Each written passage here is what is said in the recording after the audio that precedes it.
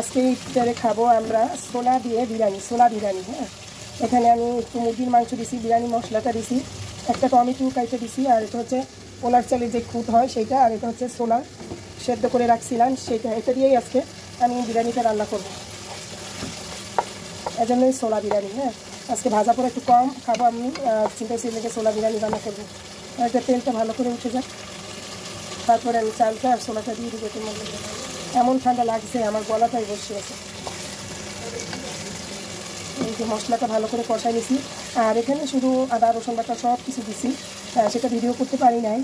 আর করছি, আর সব মশলা বাটাই দিছি। আর বিরিয়ানি মশলা যেটা আছে ওইটা কিনে প্যাকেট ছিল, এই যে এই বিরিয়ানি মশলাটা দিয়েছি রাঁধুনি, এটাই ব্যবহার করি। মশলা ওইভাবে বাসায় বানানো হয় না, আর ঠান্ডা এখন বেশিরভাগ মানুষেরই ঠান্ডা।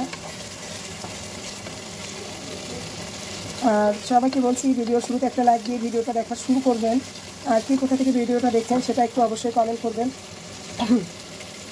আর এইভাবে ইফতারে আপনারাও ছোলা বিরিয়ানিটা খেতে পারেন। আমি মুরগির মাংস অল্প কিছুই দিছি, অল্প একদম ছোটো ছোটো করে কেটে নিয়েছি এই আর কি। এটা আবার মুরগির মাংস ছাড়াও আমি শুধু ছোলা দিয়েও এই বিরিয়ানিটা রান্না করি।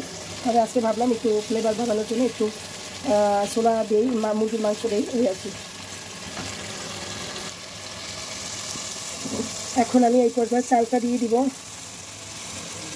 চালটা দেওয়ার পরে চালটা আগেই ধুইয়া পানি ঝরাইয়ে রাখছি আমি, আর কি। তারপরে আমি এখানে ছোলাটা ব্যবহার করব। আসলে ছোলাটা আমার আগে বের করে রাখা উচিত ছিল, বের করি না বিধায়।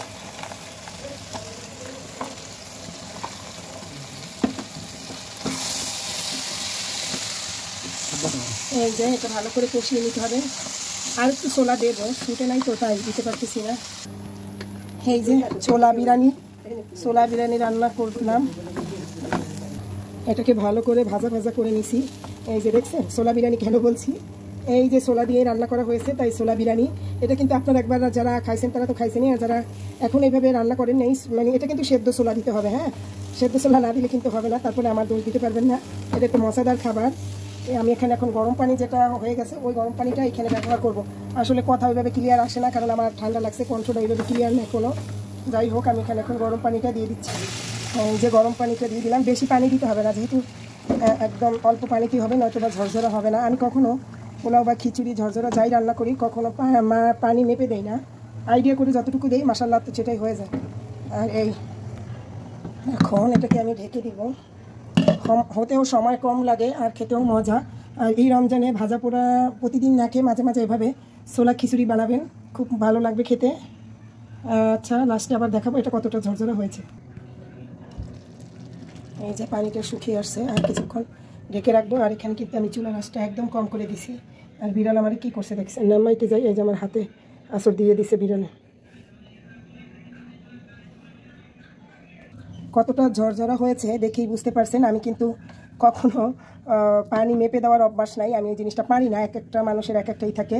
কিন্তু আমি শুরু থেকেই আমার রান্না জীবনের শুরু থেকেই আমি আইডিয়া করে পানি দিই, আল্লাহর রহমতে সেই থেকেই মনে করেন পারফেক্ট হয়ে যায় এই আর কি। এই যে দেখতে পাচ্ছেন বিরিয়ানিটা কতটা ঝরঝরা হয়ে গেছে। আসলে আরেকদিন আমি আপনাদেরকে ফুল রেসিপিটা দিয়ে দিব, কিভাবে মানে কি করি, মানে বিরিয়ানিটার মতনই বসাই। হ্যাঁ, শুধু ছোলাটা আমি এখানে অ্যাড করেছি এই আর কি। দেখছেন কতটা ঝরঝরা, আর একটু রাখবো তাহলে একদম পুরোটা হয়ে যাবে। এখন সামান্য একটু আছে, এখন আর কিছুক্ষণ রাখলেই এটা একদম পারফেক্ট বিরিয়ানি হয়ে যাবে, ছোলা বিরিয়ানি। এই যে ঢেকে দিলাম আরও কিছুক্ষণ, এবার দেখি বাকিটাও সেদ্ধ হয়ে গেছে অবশ্যই এতক্ষণে। বিসমিল্লাহ, মাশাআল্লাহ মাশাআল্লাহ, আলহামদুলিল্লাহ, অনেক সুন্দর একটা সুস্বাদু খাবার রেডি। এটা আমাদের ইফতারের জন্য আমি রান্না করেছি। আজকে ইফতারে অতটা ভাজা পোড়াই করবো না, আমি এটা দিয়ে আজকে ইফতার সারবো। আমরা সবাই 2 দিন ভাজা পোড়া খাইছি, আবার আজকে এটা এরকম উলট পালট করেই খেতে হবে। টেবিলে নিয়ে আসলাম, এই তো হয়ে গেল পারফেক্ট ছোলা চিকেন বিরিয়ানি।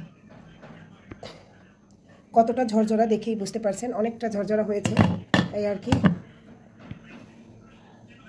এটাই হচ্ছে ইফতারের খাবার আজকে। والذين يتوفون منكم ويذرون أزواجا